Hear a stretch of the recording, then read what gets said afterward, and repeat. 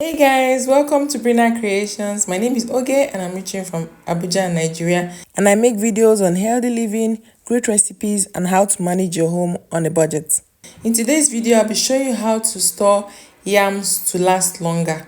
So I bought this many yams because of the prices of food, and when I have the opportunity to get good deals, I buy a lot. So this is the crate that I normally use. Please feel free to use any container of choice. I use this crate because it's made of wood and it has tendency to make the yams feel cool, because eventually you're supposed to store in a cool, dry place. So the idea when you want to store your yams, just make sure that the head part is below. You're going to stand them vertically, but with the head part down, and then the tail or the tail part is, just make sure the tail part is on top.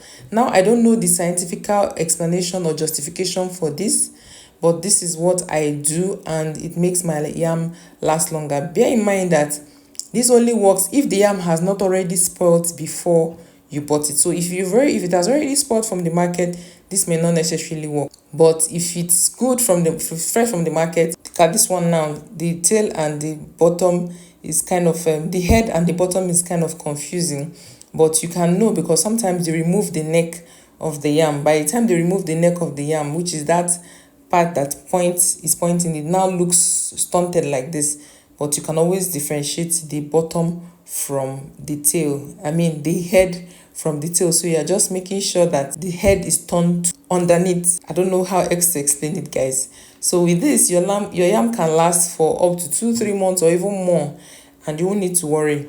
This is dry season, but during rainy season it will reduce the tendency or the rate at which the neck of the yam or the head of the yam starts to regrow. You know what I mean? Before they start to regrow, this dry season they don't have that tendency, but during rainy season it tends to regrow. And even though this helps to make it preserve your yam, it can still regrow if the weather permits it. So this is not 100% guaranteed, but during dry season I can assure you that it works. This is how I store my yams, and I hope this video is helpful to you. I hope you find this useful. In another video, I'll be showing you how to store your yam after it has already been cut. So give me a thumbs up if you like this video. Don't forget to share with your friends, drop your comments below, and then subscribe if you've not already subscribed.